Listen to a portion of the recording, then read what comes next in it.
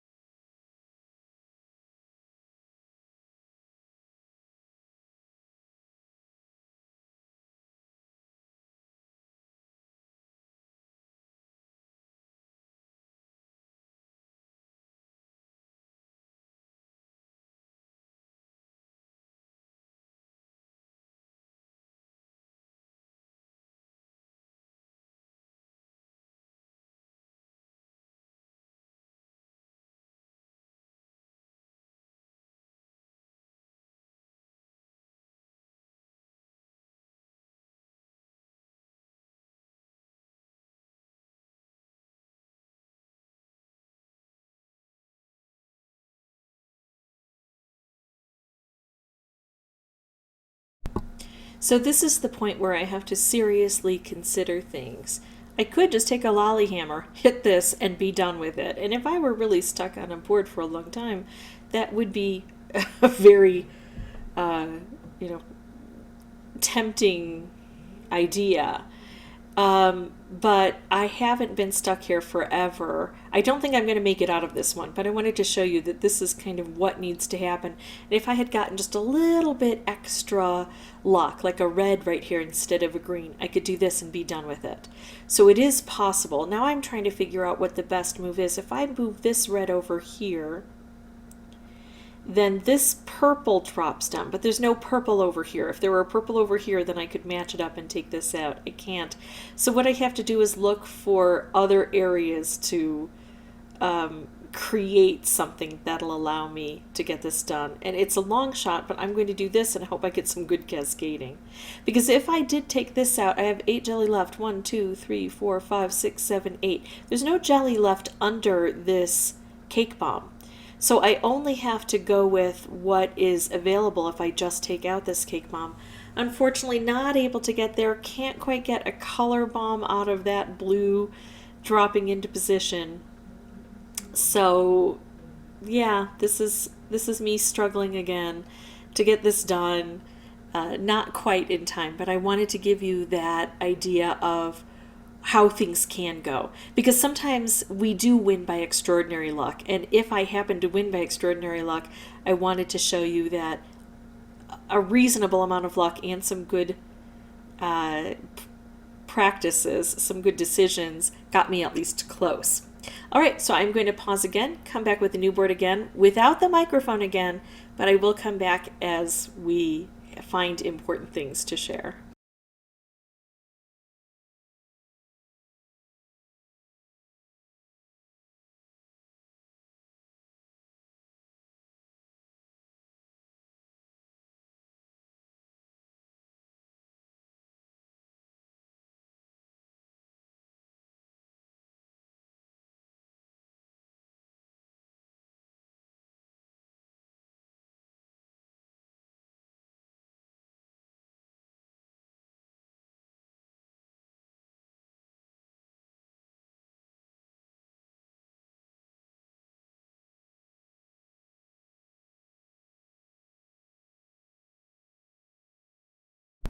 Okay, next attempt, and I've got a lot of decisions to make. Again, I'm in a position where if I can remove this, everything else goes away.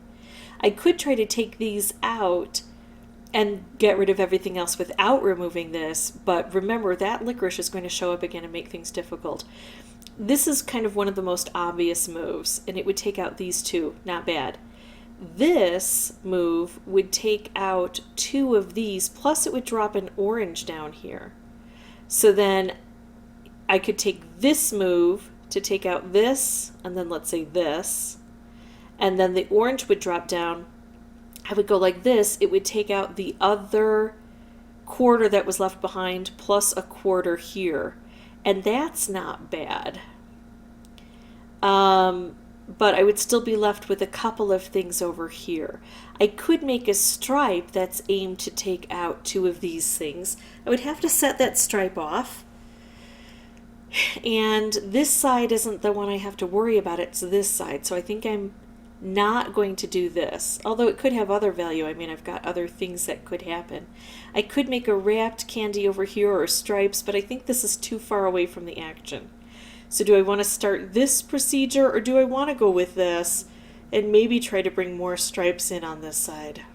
That's a tough decision, because I see that the blue could meet up and then potentially the purple could meet up. With only 4 moves, though, everything would have to go perfectly. So I'm actually going to opt for this and hope it's the best. There we go. And we're in a position where we just need this one, and it's in one of the better spots, right? And I think I can do it here. I think if I drop these red down, the blue will come together in such a way that I'll be able to match it as a stripe. That stripe isn't integral. What is just matching this blue to hit this. Now, it's volatile. Anything could happen. Things that I can't really see could come down and come together, or I might be missing something. but I think this is my best shot. There we go. All right, so even with only 15 moves, this is possible without boosters. You just need luck. And then once that luck shows up, you really have to consider what the best opportunities are. And sometimes we don't know. We go for one thing that we think is going to work and it doesn't. And there's no saying whether the other thing would have worked or wouldn't. We just have to keep trying, persevere. If this was helpful, I hope that you will continue to support this channel. But if you have any questions or comments, please put those below. I will do my best to answer them. Nora, I wish the best of success for you and for everyone else who's watching. And as always, folks, thanks so much. Bye-bye.